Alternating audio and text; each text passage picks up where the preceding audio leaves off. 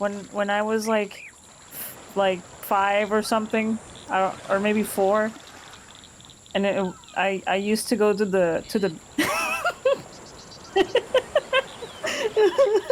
okay, okay. I used to go to the woods, and whenever I needed to pee or poop, we would go in the bushes, and I would go there. One time, it was my birthday.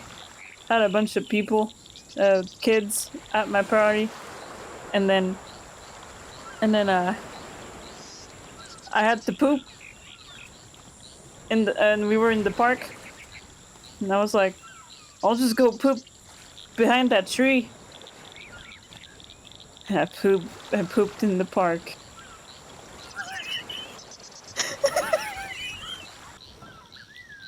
All right.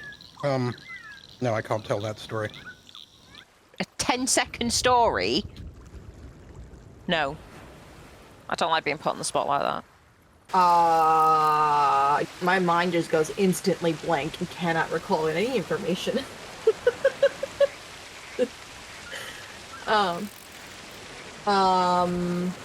My brain just keeps going blank.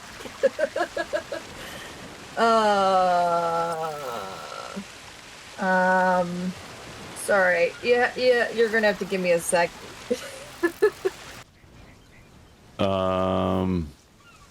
I shit my pants in the 2nd grade. Yeah. In class. And it smelled. Yes. It was one of those things where I'm like, I'm going to wait till I get home. I'm going to wait till I get home. Oh no, it's coming out right now. I can't do that. I was wearing pants and underwear. So it stayed in the underwear. All right. I hope that helps. If you're allergic to kiwi, you're probably also allergic to vodka because they're the same family. Something to do with the way that they're made up. But yeah, people with a kiwi allergy will likely also be allergic to vodka. Like, I don't know why they're related. I just know that that's a thing because I knew someone who was allergic to kiwi and the doctor told her probably also allergic to vodka. And potentially latex as well. The 3 of them are like linked somehow. Like, right? It just proves how fucking weird chemical makeup is. But yeah, if you're allergic to latex, you're also likely allergic to kiwi and vodka. I have been to a beach twice in my life. And both times, I don't really know how to swim well, so I nearly got caught in the riptide going out, which was not fun, but it was cool to be in the ocean and kind of walk along the beach. Treffen sich zwei Jäger. Sind beide tot. Treffen in German means both meet and hit. So it basically translates into like 2 hunters meet or like hit each other. Both are dead. Or another story. A kid who liked playing with matches. But 2 cats told her not to play with matches, but she did anyway, burst into flames.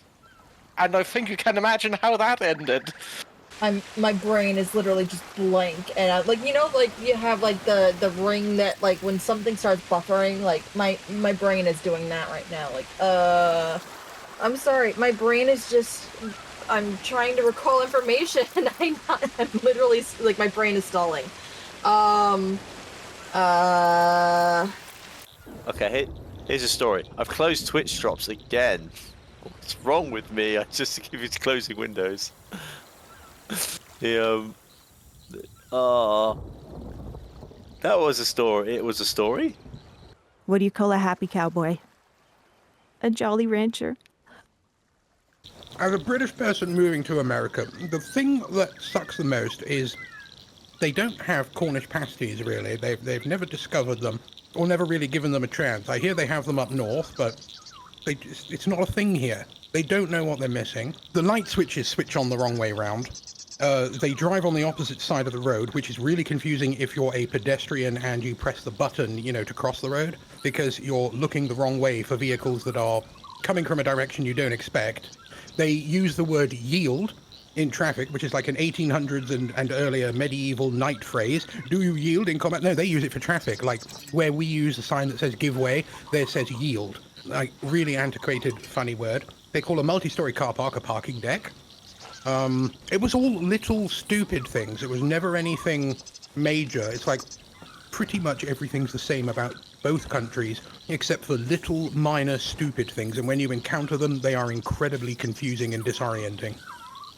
I'm really stalling. I'm sorry. I'm not stalling like to hold you up, but like my brain is just not recalling. You asked me a question, I can answer questions. I just I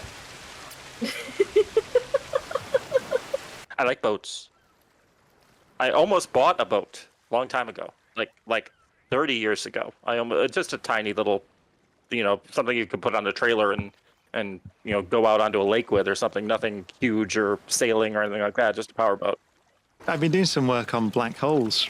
So they are stars at the end of their life, bigger than the sun, more massive than the sun. But they run out of their fuel and they start to collapse because gravity squashes them. And if they're sufficiently massive, then there's nothing that can stop the collapse. And so they collapse, as far as we know, to a point, right? Essentially an infinitely dense point.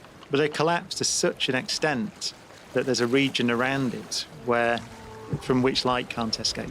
And so nothing can escape, and that's a black hole. They're surrounded, this region where if you fall in, it's called the event horizon. And if you go across that horizon, then you are going to the center. There's one way of thinking about it, which is quite cool, which is that the time and space sort of flip is one way to think about it. So in the same way that we are going into the future now, so we're going to tomorrow. There's nothing we can do about it. We are going to tomorrow. In the same way, if you fall in across the event horizon of a black hole, you are going to the middle, the singularity it's called. So that's your future. Every line of your future points to the center of the black hole. Nintendo, the company, and all the evil, crappy stuff that they do. I just finished Metroid Prime Remastered on Ryujinx this morning, and I was feeling very ha to you, Nintendo, about it. Story. Okay. My grandparents used to have a house in the Caribbean. The backyard was the ocean. The house was on a cliff. There was like a 300-foot staircase from the cliff down to the water. And we'd literally get off the airplane, and my brother and I would put on bathing suits and go straight to the ocean. There was one particular time in which we entered the water, and as soon as we put our faces down into the water, we came face to face with a giant, 4-foot barracuda. My brother and I were just like, all right, do not move a muscle. But typically that beach was filled with little tide pools and things. We would see little sea anemones, and we would also come across interesting things in that the next door neighbors happened to be drug dealers working for, I think, Pablo Escobar. Occasionally, their packages and deliveries that would be delivered into the ocean would occasionally wash up on our backyard there. I have fond memories of that house in the Caribbean. Right. There is only one thing that I hate about Halloween, which is... There you go. That's my joke. The great thing about Phoenix is that we actually are really close driving distance to various climates that you could possibly want. If you travel 4.5 hours to the northwest, you're in Vegas and now you're gambling. 5.5 hours to the due west, now you're in LA and you're surfing. 3 hours to the north, now you're in the mountains and you're skiing. 3 miles to the south, now you're in Mexico and you're getting shot by a drug cartel.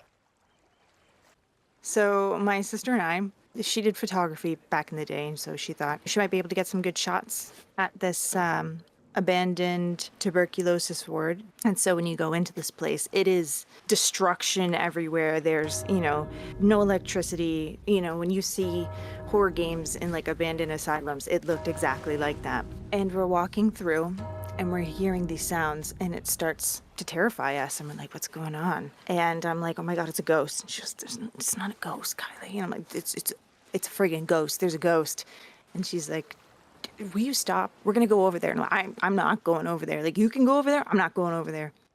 So we end up going over there, hearing voices, can't make out what they're saying. Go down the last few steps of this place, and we turn the corner, and all of a sudden there's a bright light in our face. There's a bright light in these elderly faces. We scream at the same time. I'm pretty sure I died and left my body and came back again. And they screamed. It was very clear that we both petrified each other. Turns out there was 2 elderly ladies walking around trying to find ghosts.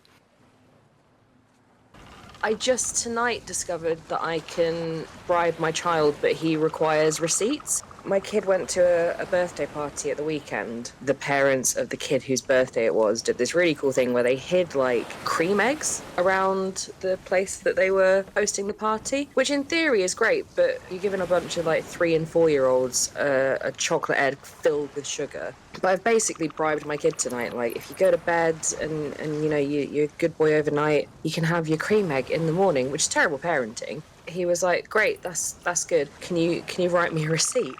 So I had to draw a picture of a cream egg because he can't read, which I think he forgot when he asked me to write him a receipt. And I've taped a little picture of a cream egg to his door, basically, so that he can come and bring it to me in the morning and say, "Here you go. I've been good all night. Give me my cream egg."